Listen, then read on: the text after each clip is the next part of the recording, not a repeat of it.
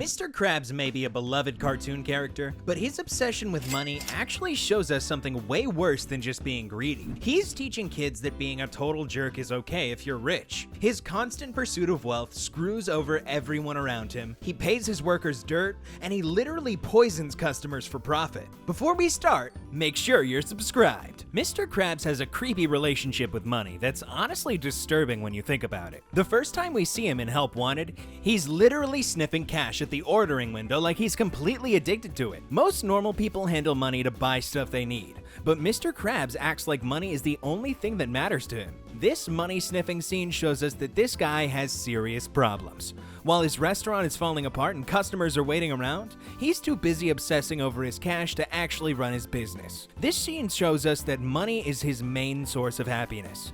This sets up everything else we see about his character. When SpongeBob applies for a job, Mr. Krabs makes a choice that seems harmless, but is actually pretty sick. He sends SpongeBob to find a hydrodynamic spatula that doesn't exist. Mr. Krabs knows this item is impossible to find, but he sends the eager young sponge away anyways. He's basically scamming a kid to avoid hiring him. What makes this worse is how Mr. Krabs and Squidward react after SpongeBob leaves. They laugh together about their trick, enjoying the fact that they've fooled someone who just wants a job. This is enjoying crushing someone's dreams for no reason. Mr. Krabs doesn't care who he crushes as long as he comes out richer. But SpongeBob surprises everyone by actually finding the impossible spatula.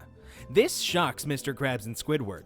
They never expected to get caught in their lie. Then, the restaurant gets flooded with hungry anchovies, and Mr. Krabs completely loses it. He screams about being overwhelmed and even cries for his mother like a total baby. Here's where Mr. Krabs shows his true nature.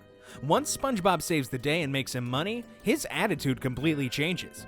The same employee he tried to get rid of suddenly becomes valuable. Mr. Krabs welcomes SpongeBob warmly and praises his cooking skills. But right after this, he immediately goes to count his profits instead of spending time with his new team member. This pattern reveals something troubling about Mr. Krabs. To Mr. Krabs, a person's value starts and ends with their balance sheet. SpongeBob went from being unwanted to being welcomed just because he made him money. The chaperone shows how this money-first thinking affects Mr. Krabs' family life. When Pearl's prom date dumps her, she cries so hard that her tears flood the restaurant and drive away customers. Instead of focusing on comforting his daughter, Mr. Krabs immediately starts thinking about the business problem. His daughter's heartbreak becomes a financial crisis he needs to solve.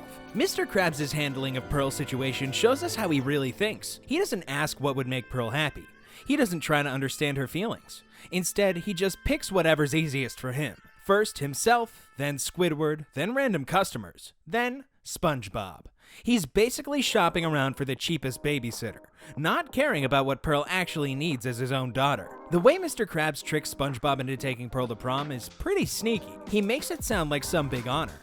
"I'm counting on you to make this a very special night for a very special girl," he says. This works because SpongeBob wants to feel important, but really, Mr. Krabs is just getting free labor by making SpongeBob think he's doing something special. Here's the thing about Mr. Krabs. He's figured out how to be selfish while looking like the good guy. Pearl's feelings are a liability to him, something he manages. He likes SpongeBob's hard work, but he uses that loyalty to get what he wants for free. This makes him way more dangerous than someone who's just openly greedy. The prom ending shows exactly what's wrong with Mr. Krabs' thinking.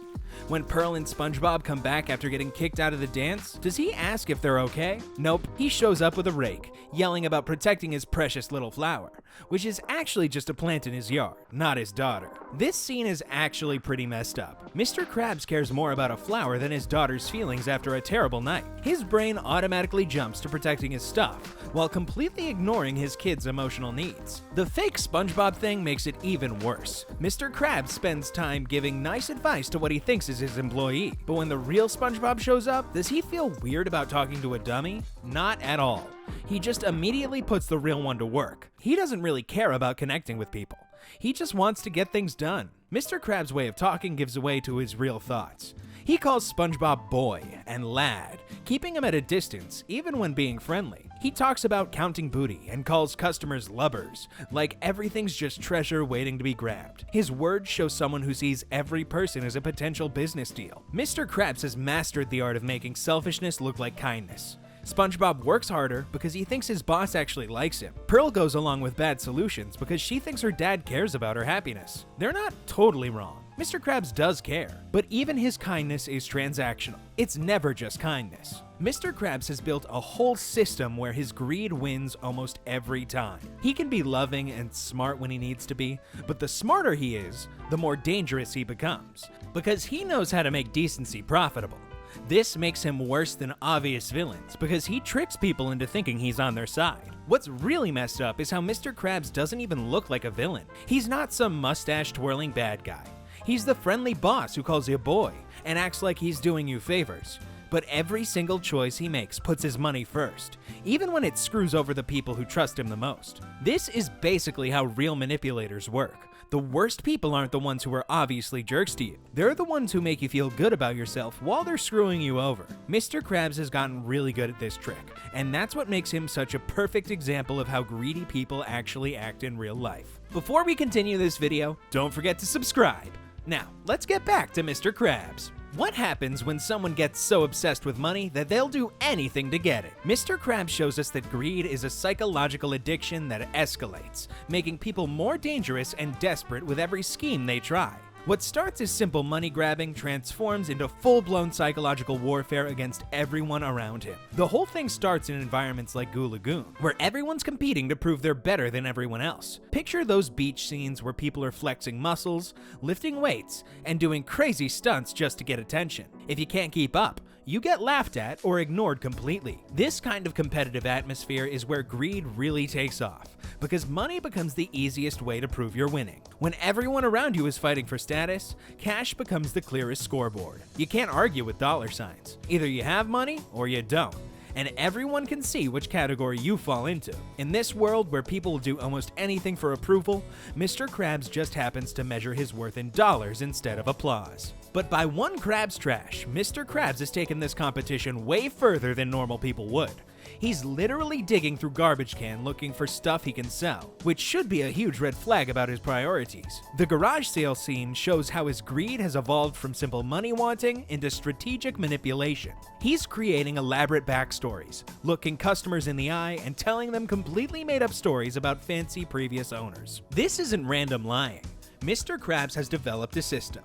He studies people's weaknesses and crafts specific psychological tricks designed to make them feel special. When he tells SpongeBob, "You were born to wear this hat," and "You're number one," these aren't casual compliments. They're carefully chosen emotional manipulations designed to make SpongeBob feel like buying this garbage will somehow complete his identity. The really sick part is how Mr. Krabs has learned to weaponize people's trust against them. SpongeBob has no reason to suspect his boss would lie to him, so he believes every word. Mr. Krabs exploits this complete faith by suggesting SpongeBob pay for junk with money he hasn't even earned yet, essentially forcing his employee into debt for trash he pulled from someone else's garbage can. But the real escalation happens when other customers show up offering serious money for the hat. The moment Mr. Krabs hears people talking hundreds of thousands of dollars, his whole personality changes. He starts drooling like a dog seeing a steak, shaking and stammering like he's having some sort of medical episode. Mr. Krabs has trained his brain to react to money like he's completely addicted to it. Once he's in this state,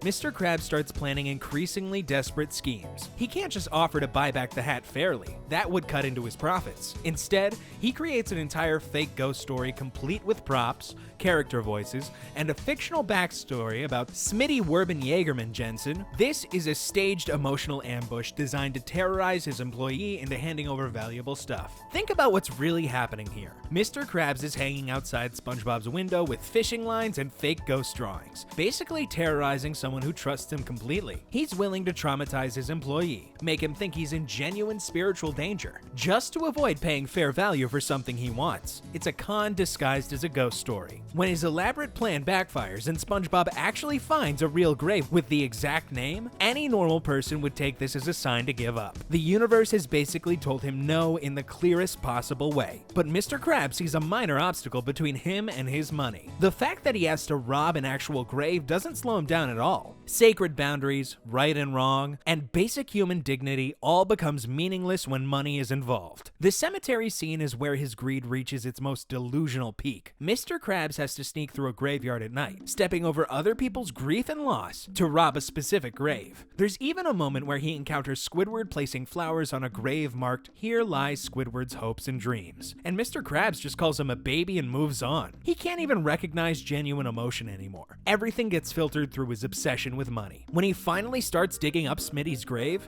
he's crossed every line that separates normal behavior from complete psychosis. This is literally stealing from the dead, violating the most sacred thing in human culture, just to get his hands on a piece of cloth that might make him rich. Even when zombie warriors rise up and try to tear him apart with swords, he's still clutching the stolen hat and thinking about his profits. His greed has become stronger than his basic will to live. The episode's sick twist ending makes everything even worse. After Mr. Krabs beat the zombie army and rushes back to collect his $1 million, the buyers tell him they found a warehouse full of identical hats. All that psychological warfare, all that grave robbing and zombie fighting was for nothing. The treasure was completely worthless. Meanwhile, the secret box shows us how this sick mentality spreads to other people around Mr. Krabs. Patrick's desperate need to protect his secret box mirrors Mr. Krabs' paranoid hoarding of money. Patrick's crazy reactions, constantly clutching the box, threatening to end friendships over it, setting up weird security measures, show what happens when someone becomes totally obsessed with protecting their stuff. The competitive environment that feeds Mr. Krabs' greed creates similar obsession in others, who become desperately protective of their own possessions. SpongeBob gets so consumed with curiosity that he breaks into his friend's house at night, lies, and risks their entire friendship just to satisfy this need to know. The hoarding mentality becomes like a disease, infecting people with the same paranoid, possessive thinking that drives Mr. Krabs. This whole pattern reveals something scary about how greed works as an addiction. Mr. Krabs started with small lies and minor tricks at his yard sale, but each success made him bolder and more desperate for bigger scores. Selling garbage as antiques led to psychological manipulation of employees, which led to elaborate scam schemes, which led to grave robbing and fighting supernatural forces. Each step seemed reasonable compared to the previous one, but together they created a path toward complete moral collapse. The escalation shows us that greed is about wanting control over other people. Mr. Krabs wants to squeeze every possible cent from every possible source, regardless of what it costs others. He wants the power that comes from being able to mess with people's emotions and desires for his own benefit. What makes this especially dangerous is how each step builds from the previous one. People don't usually wake up one day and decide to rob graves. They start with small compromises and tiny violations of their own principles, then gradually work their way up to bigger crimes. Each new bad thing feels justified because it's only slightly worse than what they've already done. By the time Mr. Krabs is fighting zombies in a cemetery, he's traveled so far from normal human behavior that he can't even see how crazy his situation has become. He's completely lost sight of what's important in life, what's worth fighting for, and what lines should never be crossed. The money has become more real to him than the people he's hurting or the relationships he's destroying. This escalation reveals the true danger of unchecked greed. It doesn't just corrupt the person who has it. It creates a psychological battlefield that damages everyone around them. Friends become targets for manipulation, employees become things to exploit psychologically, and even sacred places like burial grounds become obstacles to overcome rather than boundaries to respect. Going from simple competition to psychological warfare shows exactly how far someone can fall when money addiction takes control of their brain. What happens when someone gets so good at being greedy, they turn it into a system other people worship? Mr. Krabs has achieved something way more dangerous than just wanting money. He's created a corporate culture where employees celebrate their own exploitation while thinking they're part of something special. The Krusty Krab training video and the Algae's Always Greener show us how personal greed becomes institutionalized culture that traps everyone inside of it. The training video reveals Mr. Krabs' most dangerous achievement, transforming his personal obsession with money into a workplace religion that other people willingly follow. This is about creating a system where employees thank you for screwing them over. The video starts by selling viewers a lie wrapped in feel-good corporate speak. The narrator calls Mr. Krabs a financial wizard and talks about his hard work, preservation, perseverance, vision, determination, and sweat. But then we see the truth. Young Mr. Krabs cheating a soda machine with a quarter tied to a string. He's not a brilliant entrepreneur. He's always been a petty thief who learned to make stealing look respectable. This origin story reveals something crucial about how corporate mythology works. The video doesn't hide Mr. Krabs cheating. It reframes it as cleverness and resourcefulness. When the narrator says his luck changed when he acquired a bankrupt retirement home, we're seeing someone who takes advantage of other people's failures. But the language makes it sound like smart business strategy. The training video's description of basic restaurant equipment shows how Mr. Krabs has mastered the art of corporate gaslighting. A spatula becomes an advanced patty control mechanism. A cash register becomes an automated money handling system. Ice cubes become high-quality beverage temperature devices. A straw becomes a prototype liquid transfer machine. Ketchup packets become state-of-the-art condiment dispersal units. This is psychological manipulation designed to make employees feel like they're part of something innovative and important. Mr. Krabs has figured out that people will work harder and complain less if they believe they're involved in high-tech operations, rather than just flipping burgers for minimum wage. He's selling them a fantasy about their own importance while paying them scraps. The most revealing moment comes from when Mr. Krabs tells SpongeBob there's a standing fee just for being in the restaurant. He's literally trying to charge his own employee for existing in the workspace. This shows how completely the corporate culture has warped everyone's thinking. Even the idea of paying someone to work for you gets turned upside down. The video's treatment of employees reveals the cult-like structure Mr. Krabs has created. SpongeBob is described as having the makings of a good employee because he's poised, confident, and has a smile that says, "Hello world, may I take your order?" Notice what matters in this system: appearance, attitude, and willingness to serve customers. There's nothing about fair compensation, job security, or personal development. Meanwhile, Squidward gets dismissed as lazy and inattentive, with his "I really wish I weren't here right now" button held up as proof of his bad attitude. But Squidward's unhappiness is a normal human response to being underpaid and undervalued. The training video frames legitimate workplace complaints as personality defects rather than systemic problems. The acronym POOP,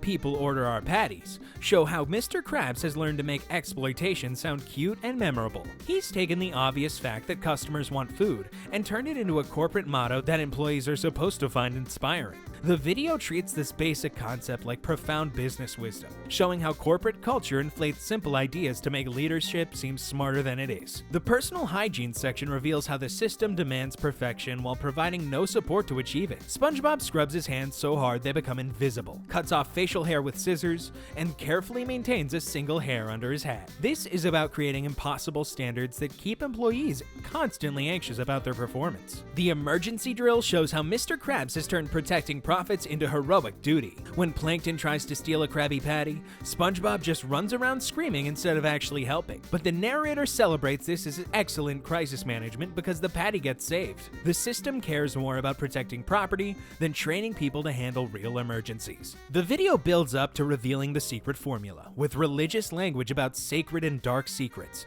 and mouth-watering, spine-tingling, heart-stopping pleasure. But then it cuts off right before telling anything useful, leaving viewers with nothing but hype and anticipation. This perfectly demonstrates how corporate culture operates.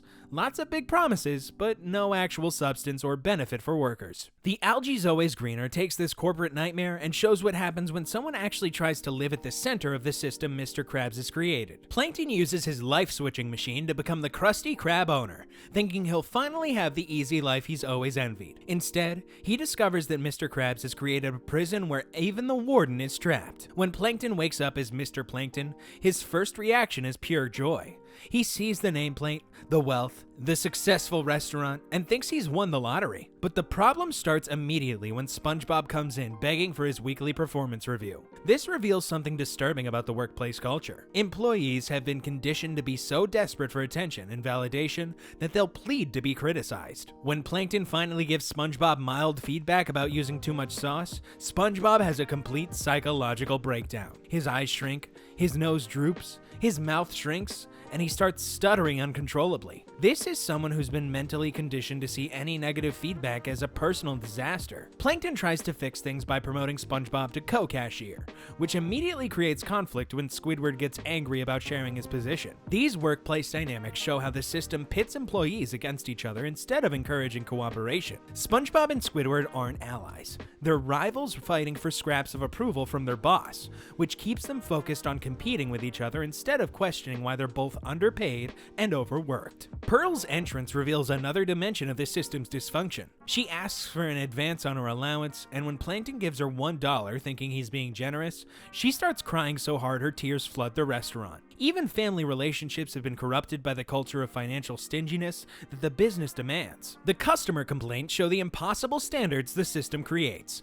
A fish complains about Squidward's terrible cooking, a patty made with wood, an eyeball, and other disgusting ingredients. When SpongeBob has another breakdown because he gave someone a large soda instead of a medium, "I've soiled the Krusty Krab's good name!" he screams repeatedly, showing how employees have internalized impossible perfectionist standards. But the real horror begins when the emergency alarm goes off and alternate universe Mr. Krabs appears, now reduced to crabs, swinging through the restaurant naked, desperately trying to steal a Krabby Patty. This pathetic figure represents what Mr. Krabs would become without this system. Desperate, failed, and willing to do anything for a taste of what he's missing. The other characters describe this alternate Krabs as crawling out from the lowest trench in the ocean and being the most hated creature in Bikini Bottom. This is the system's greatest fear, being reduced to the level of desperation and failure that it exploits in others. After SpongeBob defeats Krabs with a clothing cannon, the real nightmare becomes clear.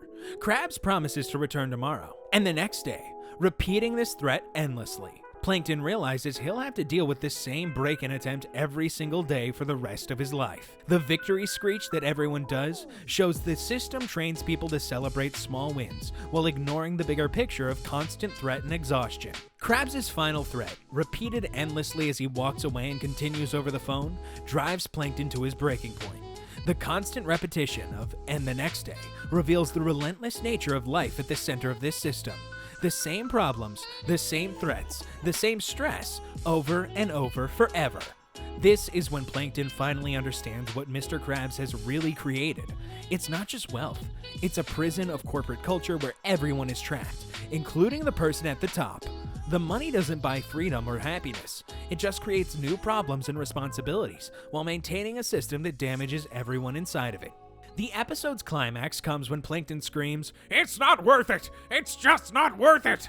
and tears off his clothes, symbolically rejecting everything that seemed desirable about Mr. Krabs' position. When he returns to his own universe and calls his holographic meatloaf "my favorite," the fake food that seemed pathetic at the beginning now looks like luxury compared to the psychological prison of corporate success. Both episodes work together to show how personal greed evolves into institutional culture. The training video reveals how Mr. Krabs has built a system that exploits people while making them grateful for the exploitation. The Algae Zoe's Greener shows the personal cost of maintaining that system. Constant stress, damaged relationships, and the knowledge that everyone around you is either trying to use you or steal from you. Mr. Krabs has achieved something more dangerous than individual wealth. He's created a corporate culture that runs on other people's desperation and neediness. SpongeBob begs for criticism. Squidward competes for scraps of approval. Pearl cries when money is scarce. And customers complain when quality slips. Every relationship has become transactional, based on what the system can extract rather than genuine human connection. The genius of these episodes is showing how greed stops being personal and becomes cultural. Mr. Krabs hasn't just gotten rich. He's created a machine that converts human relationships into profit. And that machine has become bigger than any individual inside of it. Even he is trapped by the system he built,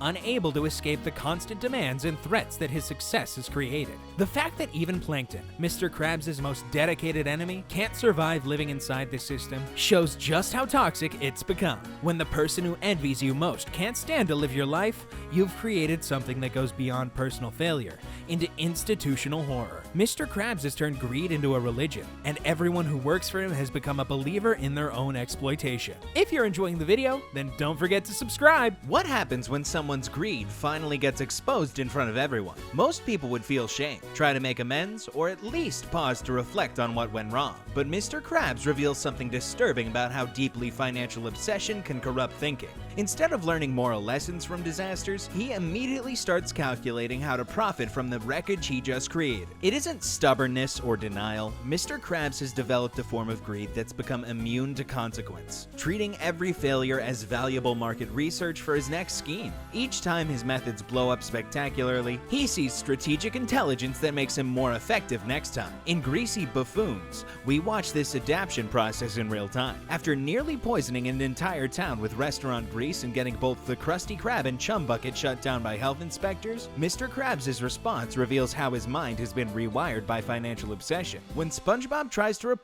the contamination, Mr. Krabs immediately focuses on damage control to protect his revenue stream. The assault on SpongeBob shows how quickly Mr. Krabs pivots from one strategy to another. When he realizes his employee is about to expose the grease feeding scheme, he teams up with Plankton to stuff SpongeBob in a trash can and roll him off a cliff. This is calculated problem solving. Mr. Krabs has identified the threat to his profits and developed a tactical response within seconds. When the health inspector finally shuts down both restaurants, Mr. Krabs doesn't waste time on remorse or self-reflection. "I guess this is it, boy. The end of an era," he tells SpongeBob, but his tone is purely practical. He's already mentally moving to the next stage of operation. The shutdown is a temporary technical difficulty that requires operational adjustment. The most revealing moment comes when SpongeBob absorbs all the grease into his own body to clean up the contamination. A normal person would feel grateful that their employee just risked his life to fix their mistake. But the final shot shows Mr. Krabs watching Patrick lick SpongeBob like a crunchy munchity and getting that familiar calculating look in his eyes. Instead of gratitude or concern, he's already processing this new information. His employee has become a walking food product. This reaction shows how Mr. Krabs' mind has been completely reprogrammed by profit-seeking. SpongeBob's sacrifice registers as a new business opportunity that needs development. The near disaster that should have taught him about the dangers of putting profits over people instead teaches him about the commercial potential of grease-filled employees. Squilliam Returns reveals another dimension of his adaptive immunity to consequence. When Squidward's elaborate deception collapses and the restaurant descends into chaos, Mr. Krabs sees entertainment value in the breakdown. The disaster unfolds with spectacular violence, as SpongeBob, having erased his memory to make room for fine dining knowledge, starts assaulting customers with hot soup and kitchen tools. People crash through windows trying to escape, while SpongeBob goes permanently insane from psychological pressure. This should be a crisis that demands immediate intervention and damage control. But Mr. Krabs' response reveals how his perspective has been warped by constant scheming. When he gets free from being tied up in the kitchen, his priority is warning people about the monster appetizer he's created. He's thinking like a liability manager, not a human being watching other humans get hurt. When Squidward finally breaks down completely, confessing to Squilliam that he's just a cashier with tear-filled eyes, Mr. Krabs treats this genuine moment of vulnerability as background entertainment. He pulls out his tiny violin and starts playing, literally turning his employee's psychological destruction into a musical performance for his own amusement. This response shows how Mr. Krabs has learned to extract value from every situation, including other people's suffering. Squidward's humiliation doesn't register as workplace trauma that requires supportive management. It registers as free entertainment that adds ambience to his evening. The violin playing is Mr. Krabs optimizing his experience by turning available resources into personal enjoyment. Both situations follow the same pattern of strategic adaptation rather than moral reflection. The grease contamination teaches Mr. Krabs about new product possibilities and better employee control methods. The restaurant chaos teaches him about the entertainment value of employee breakdowns and the musical potential of workplace suffering. These aren't random reactions, they're systemic learning processes. Mr. Krabs encounters problems, analyzes what information the problems reveal, and immediately begins calculating how to monetize or leverage that information for future advantage. Each failure becomes market research that makes his next schemes more sophisticated. The speed of this adaptation is what makes it so disturbing. Hours after nearly destroying Bikini Bottom with contaminated food, Mr. Krabs is already developing new business concepts. Minutes after watching his employee have a mental breakdown, he's already optimizing his entertainment options. There's no pause for reflection.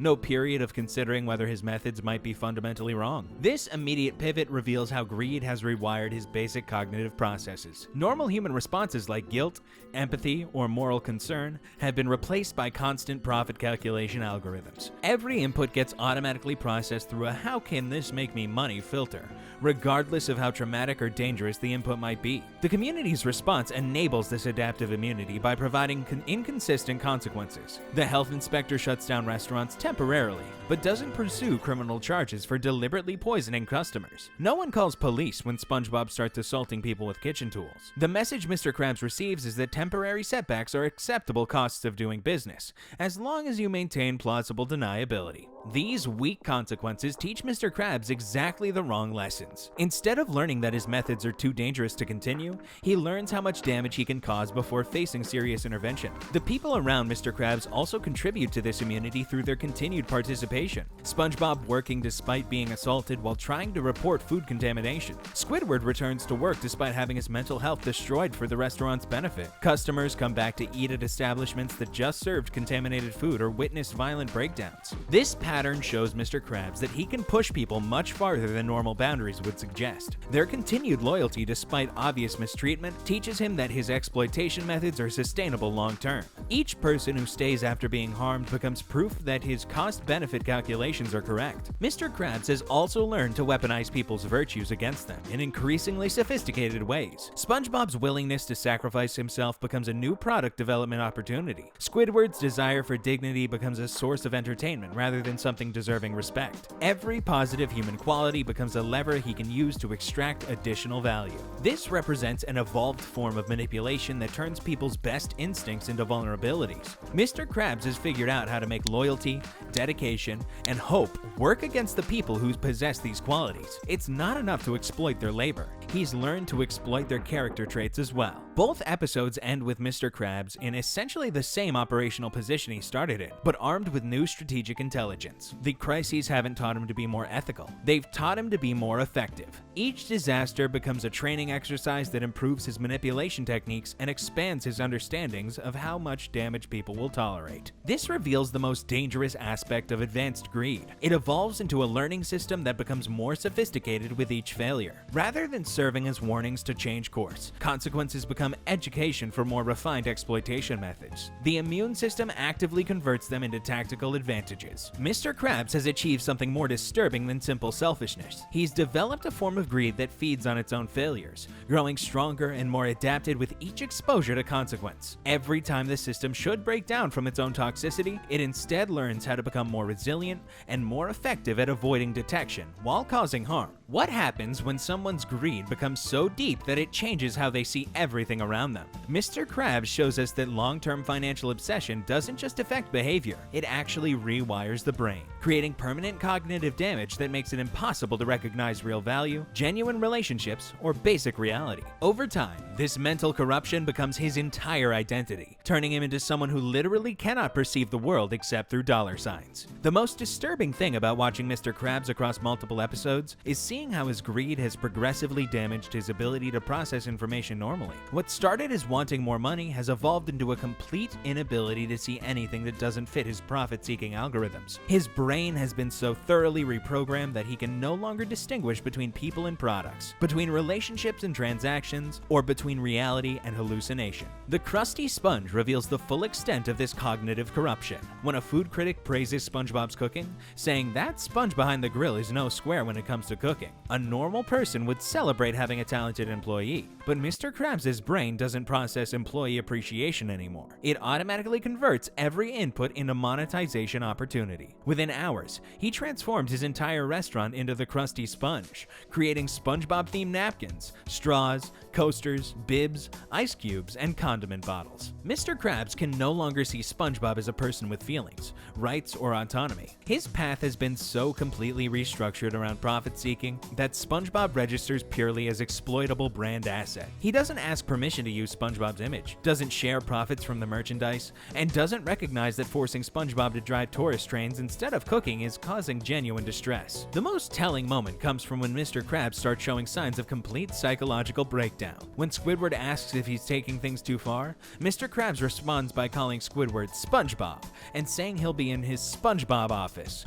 if anyone needs him. His obsession with monetizing SpongeBob's identity has become so consuming that he's lost basic cognitive functions like recognizing different people or remembering his own office name. But the real horror emerges when Mr. Krabs decides to serve spoiled food just because it happens to be yellow like SpongeBob. This reveals how thoroughly his perception of reality has been distorted. Normal brains process rotten meat as dangerous health hazard, but Mr. Krabs' brain processes it as color-coordinated branding opportunity. When Squidward points out that he's asking people to pay for contaminated food, Mr. Krabs doubles the price. His damaged neural circuitry literally cannot compute the concept of too dangerous to sell. The consequences are immediate and obvious as customers start turning yellow with green spots and stumbling around like zombies from food poisoning. But even when SpongeBob begs him to help the victims, Mr. Krabs initially thinks the sick customers are actual zombies coming to steal his money. His brain has become so corrupted that it can't distinguish between poisoning victims and supernatural threats. Everything gets filtered through Protect the Profits programming. Penny Foolish shows an even more severe form of this cognitive damage. The episode starts with Mr. Krabs watching SpongeBob pick up what he thinks is a penny from the street. A normal person's brain would process this as insignificant event or good for him. Mr. Krabs' obsession with money is so strong that seeing someone else find a coin completely freaks him out. The obsession immediately takes over his entire cognitive system. While driving home,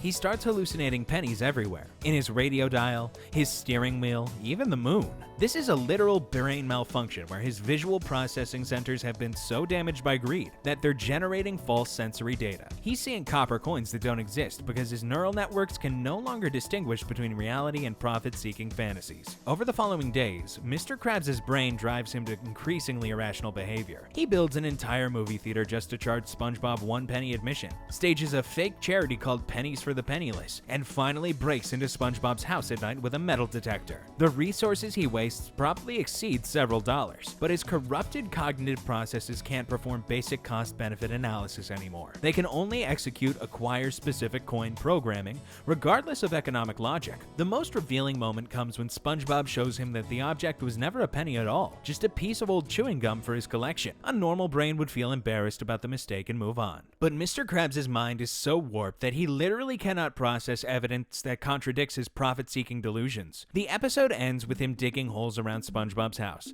still searching for a penny that never existed, because his brain has become physically incapable of accepting information that doesn't support money acquisition. Meanwhile, the thing SpongeBob actually found was a $500 bill, vastly more valuable than the imaginary penny Mr. Krabs was obsessing over. But because SpongeBob's brain functions normally, he doesn't recognize its monetary value and tosses it aside. This creates a perfect illustration of how greed actually makes people worse at acquiring wealth. Mr. Krabs' cognitive corruption has made him so focused on small imaginary profits that he can't recognize real opportunities. Over time, being obsessed with money slowly hurts his brain. In The Krusty Sponge, Mr. Krabs becomes so focused on monetizing SpongeBob that he loses the ability to distinguish between food safety and branding opportunities. In Penny Foolish, he becomes so focused on acquiring a specific coin that he loses the ability to process contradictory evidence or perform rational economic calculations. This shows how greed fundamentally rewires neural architecture over time. What starts as wanting more money gradually destroys the brain's ability to process any information that doesn't support wealth acquisition. Mr. Krabs has trained his neural networks so intensively around profit-seeking that they've lost the capacity for normal human perception, emotional recognition, or logical reasoning. The impact extends beyond financial calculations to basic social cognition. Mr. Krabs can no longer recognize SpongeBob as an individual person. He's become a walking brand opportunity. He can't recognize Squidward's legitimate workplace concerns. They become obstacles to monetization. He can't recognize customer safety issues. They become cost factors in profit equations. The cognitive corruption explains why Mr. Krabs never learns from consequences or shows genuine remorse. His brain can't understand ideas like hurting others or doing the right thing because years of focusing on greed have erased those thoughts. When he gets arrested for poisoning customers, he doesn't feel guilty. His brain just processes the situation as legal obstacle requiring negotiation strategy. The most chilling aspect is how this greed has become permanent and self-reinforcing. Every greedy thought makes his brain focus more on money and less on things like empathy, right and wrong, or even what's real. Mr. Krabs' brain has become a machine that can only execute money acquisition programs, regardless of how irrational or destructive those programs become. This progression reveals something terrifying about how financial obsession works. Unlike temporary psychological states that people can recover from, greed appears to be permanent. Mr. Krabs has lost fundamental cognitive abilities that normal humans use to navigate social relationships, make rational decisions, and distinguish between imagination and reality. The episode shows us that greed is almost like a neurological disease that destroys the brain's capacity for normal human experience. Mr. Krabs hasn't chosen to be selfish. He's systemically destroyed his own ability to perceive anything except potential profit sources. He's become a cautionary tale about how the pursuit pursuit of money can literally reprogram human consciousness, creating beings that look human, but can no longer think, feel, or perceive like actual people. What makes this particularly disturbing is how the damage spreads beyond Mr. Krabs to affect everyone around him. People working in his orbit start accepting his warped perception of reality as normal. They begin to see themselves through his eyes, as products to be exploited rather than individuals deserving respect. The cognitive corruption becomes contagious, creating an environment where everyone's ability to think clearly becomes compromised by proximity to someone whose brain has been destroyed by greed. But here's the most terrifying part. Mr. Krabs is the perfect villain precisely because he doesn't look like one. He's the friendly boss who calls you boy and acts like he's doing you favors. His laugh is infectious, his antics are comedic, and his obsession with money seems almost charming in its cartoonish extremity. That we're supposed to find him entertaining, even lovable in his greedy absurdity. This is what makes him so dangerous in the real world. The worst exploiters aren't the ones who openly advertise their cruelty. They're the ones who make you laugh while they're picking your pocket, who make you feel grateful for being underpaid, who turn their psychological warfare into comedy so you don't realize you're the target. Mr. Krabs has achieved the ultimate form of predatory camouflage. He's made his victims complicit in their own exploitation by making the whole thing seem fun. The system never needed to punish Mr. Krabs for being a monster, because the system was designed to reward exactly this kind of behavior. Every scheme that should have destroyed him instead taught him how to be more effective. Every crisis that should have ended his career instead became a stepping stone to greater success. He didn't have to choose between being evil and being successful. The world he operates in made those the same thing. Mr. Krabs represents the most insidious form of corruption, the kind that hides behind humor, tradition, and familiarity until you can't imagine the world working any other way. He's the villain because being funny and likable is exactly what makes people like him so incredibly dangerous. If you guys enjoyed our video on Mr. Krabs, then subscribe so you don't miss videos like these.